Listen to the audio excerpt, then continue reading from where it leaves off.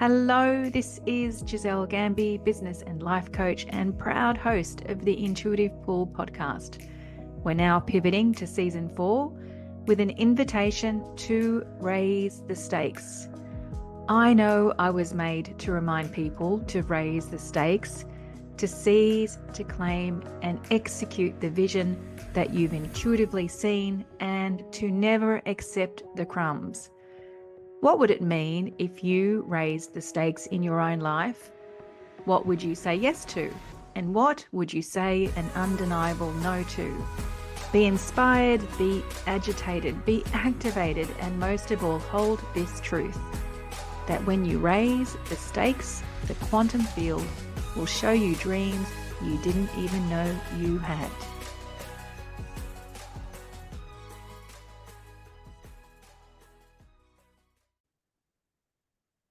Welcome back to the Intuitive Pool podcast. I hope that you listened to the previous episode, Raising the Stakes, because as I said in that episode, there's a series of actually 3 episodes that I would encourage you to listen to as close to each other so that you can be as activated as possible from the pieces that have been moving through me, from the pieces that I've been activated by. And I'm really recording these episodes so that you can experience a real quantum shift in reality. And that's the truth. That's why I'm recording these episodes, so that you can experience a quantum shift in reality, so that you can bend reality. So this episode is a pretty special one. I had a session yesterday at 4 o'clock with a wonderful woman who started coaching with me not long ago. She was referred to me by Dr. Carol Haddad, as you've heard me speak to before on this podcast, and who you've also heard her speak potentially on this podcast. Yesterday at 4 o'clock, I'll just call her Elle. Elle said to me that her PET scan results came early and that she received them that morning at 11 o'clock. Now, Elle had been diagnosed, this was the second time she was diagnosed with stage 1 breast cancer in 2022. And then in March this year, 2024, the cancer reappeared. But this time it was stage 4 cancer. Yesterday, when we had our call at 4 o'clock, she said to me that she was going to message me with the scan results, but then decided that she wanted to tell me live. And then at 4 o'clock, she told me that the PET scan results showed total resolution.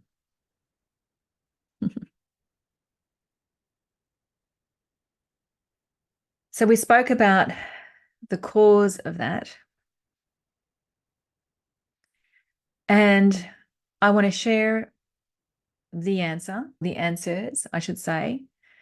And then I want to share just how activated I was from our conversation, and then what followed last night, and then what followed this morning. So when she was diagnosed in March, she asked her oncologist, her then oncologist, how many people, if at all, had experienced radical remission under their care. And the doctor said that he had one lady, and that Elle, the way that she responded to him saying, I had one lady, she said, I'm going to be your next. Mind you, the doctor had also said that whilst there are treatments, that the cancer is largely incurable. So let me share what we spoke about yesterday with you around the reason why we can see her PET scan results showed that she's in radical remission. First of all, because she didn't believe in what the doctor said. She didn't blindly believe that the cancer being highly incurable, she didn't actually believe that as truth. And she decided to believe in herself. And she decided to have faith in the power of her spiritual relationship. So I'm not going to go into depth with each of these points. I just want to speak to the points at their highest level, because there are other places I want to go to on this podcast. So that was number one, bloody powerful. Number two, she followed her intuition all the way through. That led her to having the most perfect and right support for herself.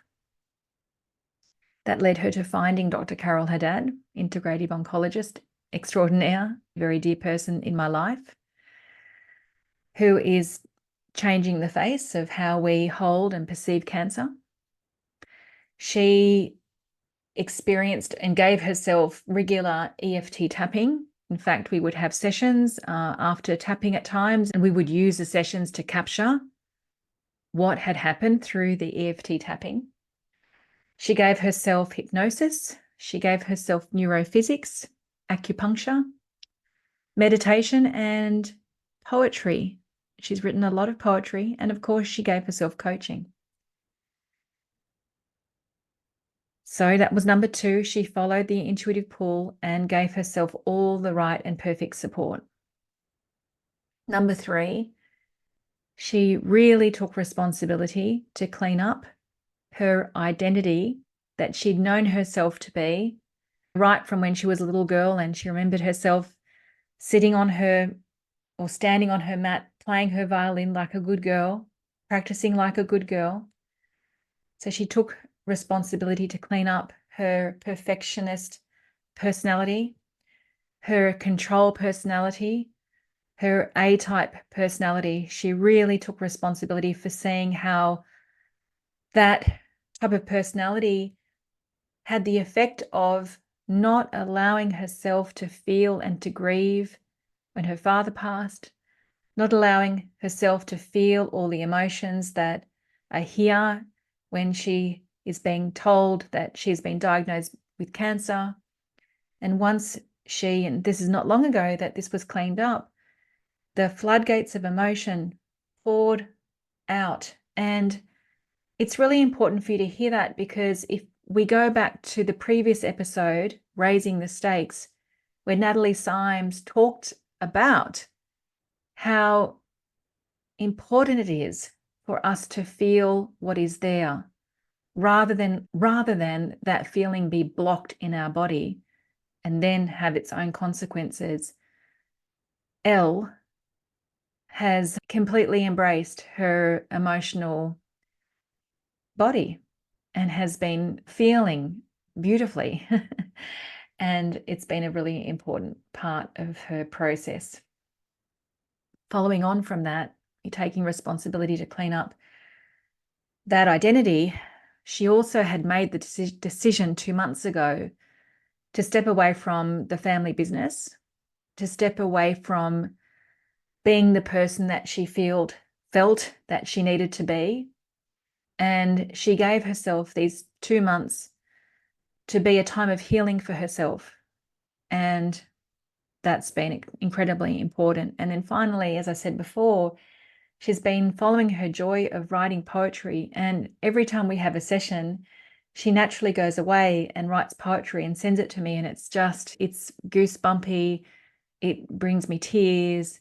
It's full of resonance. It's full of integration. I can see and I can feel the integration of what has happened in her process, what has happened in her session. I can feel the integration of that through the words that she's been writing in poetry.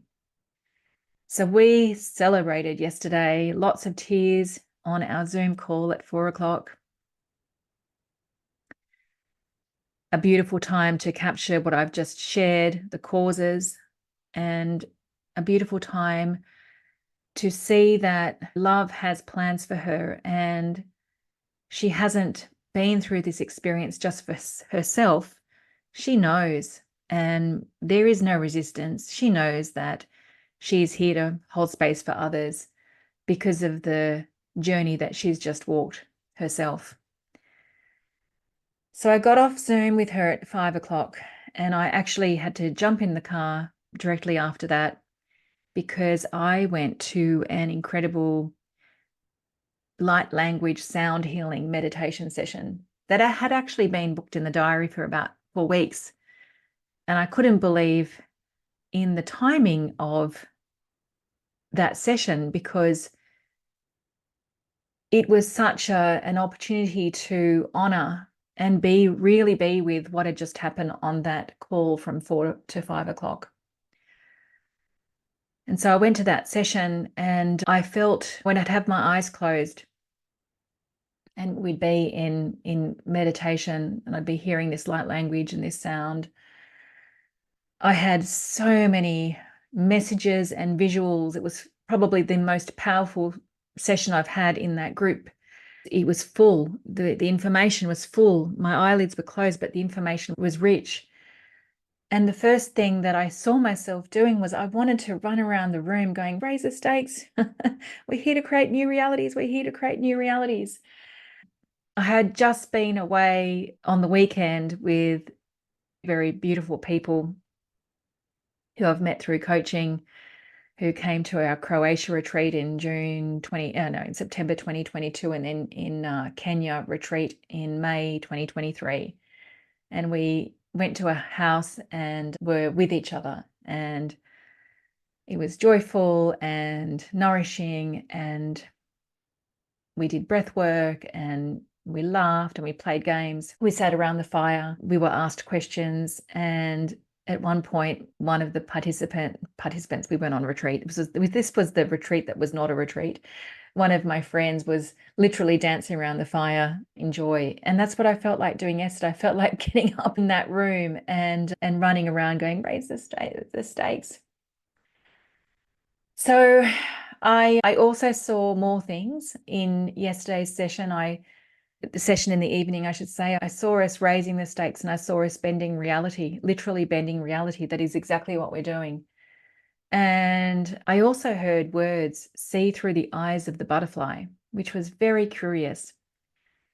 And so this morning, I took myself to the beach. I sit in the car sometimes by the beach, and I had my laptop, and as I do, I became very present, and I started writing out my notes to self this morning.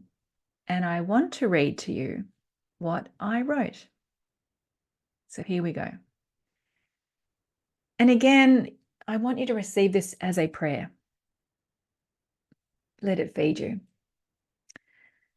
This is what I wrote. I wanted to dance around Michael's room last night, like Troy did around the fire on Saturday.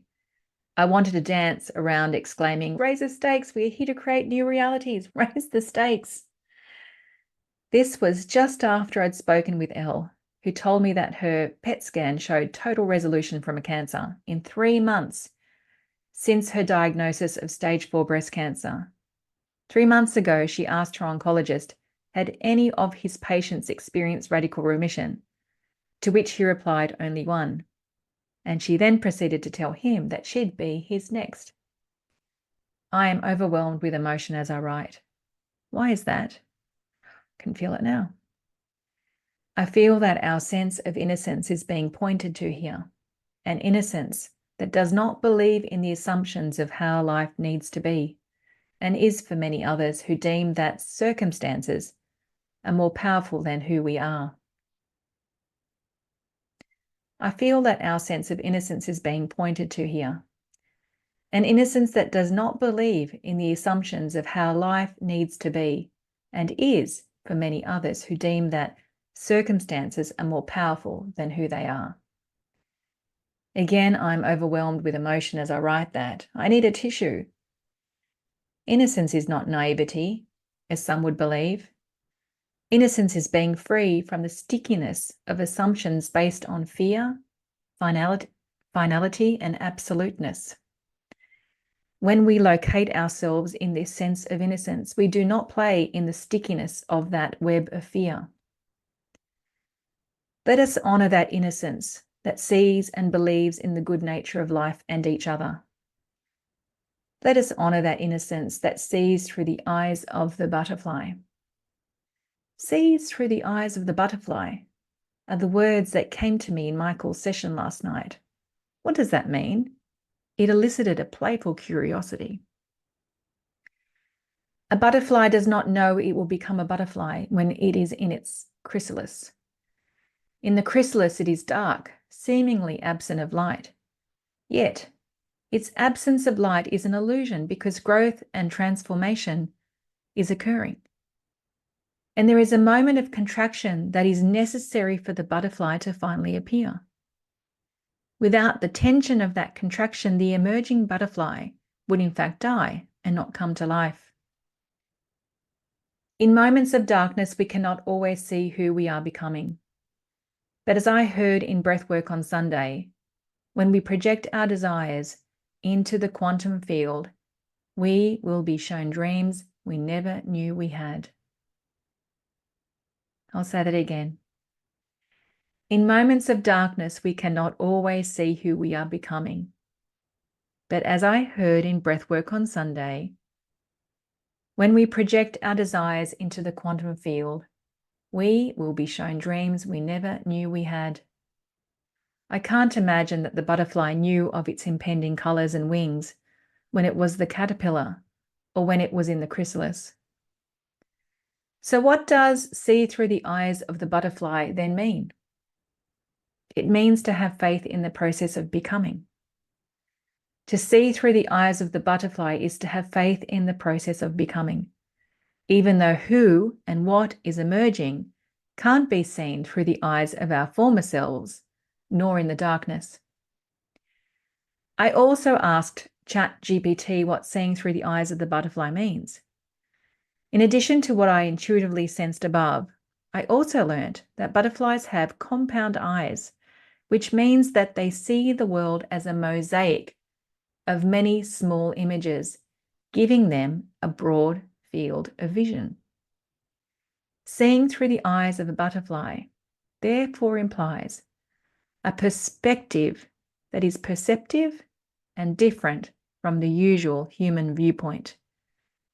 The butterfly can see the bigger picture. Yes, exactly. How beautiful is that? Raise the stakes and bend reality. I feel like dancing around and singing to this today. Honor this sense of innocence that does not get stuck in the sticky web of fear and its finite and absolute assumptions. See through the eyes of the butterfly. Allow her wings to tickle you with faith of your becoming.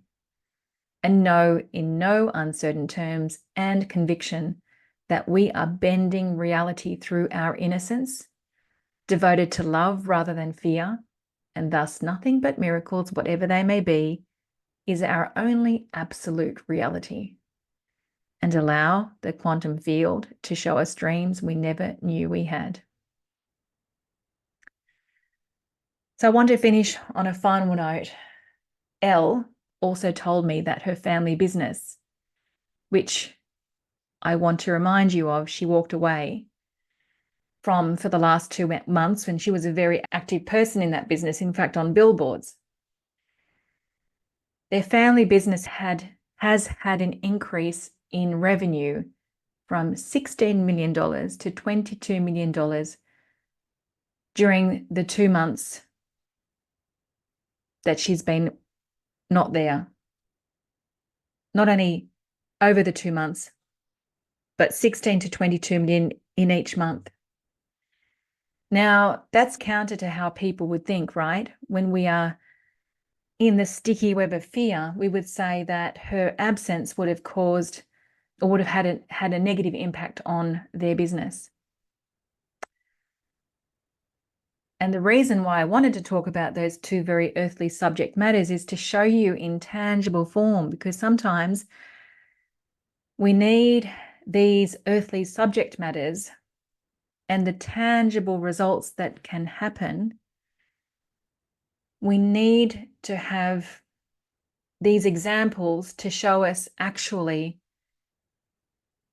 that we are more powerful than our circumstances if we believe so, like Elle did and responded to when the doctor said that this version of or form of cancer is largely incurable. I want to use these two earthly subject matters of cancer and money to show you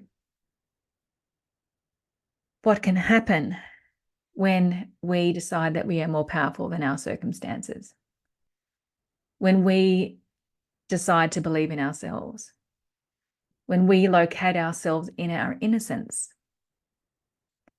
when we diligently follow the intuitive pull, and to give ourselves the right support. And also when we are brave enough to let go of the person that we think we need to be. Elle could have stayed in the family business, but she didn't. She followed what was true for her. So I really hope that as much as Elle experienced a true miracle and is still taking it in, and as much as I have been activated through the messaging of raising the stakes, through the messaging of bending reality, through the messaging of see through the eyes of the butterfly, and through L's, I hope that these last couple of episodes have been truly activating for you. And I will now say that the third episode will be a meditation. And I hope that the meditation will also be supportive in your process to raise the stakes, to bend reality, to allow the quantum field to show you dreams that you never knew you had, and to see through the eyes of the butterfly. Ciao, ciao.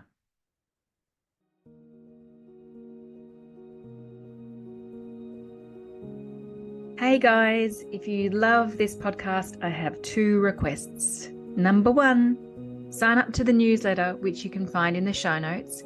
Sharing is one of my superpowers, and there is only so much that I can share through the medium of podcasting. And I have very big plans this year to be radically generous to you. So sign up to that newsletter where you'll be able to receive a whole lot more that I trust will be super valuable to you. And number 2, I'm a massive referrer of the people I love to the people I love. Please share this episode or podcast with the people you love, and let's create some more breathtaking ripples of impact.